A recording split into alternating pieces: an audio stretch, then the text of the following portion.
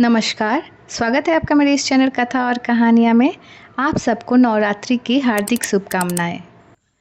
माँ दुर्गा की नौ शक्ति का दूसरा स्वरूप ब्रह्मचारिणी का है।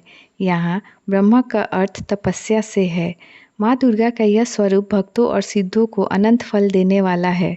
इनकी उपासना से तप, त्याग, वैराग्य, सदाचार और संयम की वृद्धि होती है। ब्रह्मचारिणी का अर्थ तप की चारिणी यानी तप का आचरण करने वाली है। देवी का यह रूप पूर्ण ज्योतिमय और अत्यंत भव्य है। इस देवी के दाएं हाथ में जप की माला है और बाएं हाथ में यह कमंडल धारण किए हैं। पूर्व जन्म में इस देवी ने हिमालय के घर पुत्री रूप में जन्म लिया था और नारद जी के उपदेश से भगवान शंकर को पति रूप में प्राप्त करने के लिए घोर तपस्या की थी। इस कठिन तपस्या के कारण ही इन्हें ब्रह्मचारिणी नाम से अभिहित किया गया। 1000 वर्ष तक इन्होंने केवल फल फूल खाकर बिताए और 100 वर्षों तक केवल जमीन पर रहकर शाक पर निर्वाह किया। कुछ दिनों तक कठिन उपवास रखे और खुले आकाश के नीचे वर्षा और धूप के घोर कष्ट सहे। 3000 वर्षों तक टूटे हुए बेलपत्र खाए और भगवान शंकर की आराधना करते रहे। इसके बाद तो उन्होंने सूखे बेलपत्र खाना भी छोड़ दिया।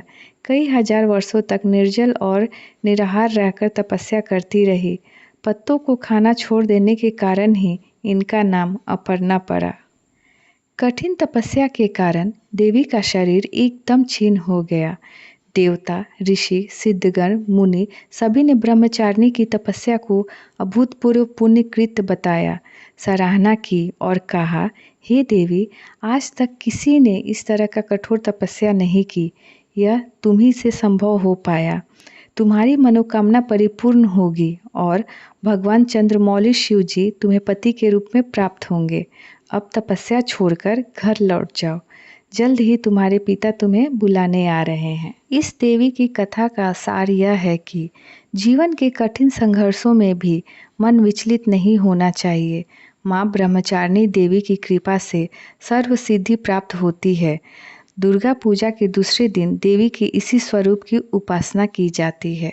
तो उम्मीद करती हूँ कि यह छोटी सी प्यारी कथा आप सबको पसंद आए और आप इस कथा को अपने फैमिली फ्रेंड्स के साथ शेयर करें। और अगर आप मेरे चैनल कथा और कहानियाँ पर नए हैं तो इसे सब्सक्राइब करना ना भूलें। तो चलिए फिर मिलते हैं एक नई कथा कहानी के साथ। तब तक जय माता दी।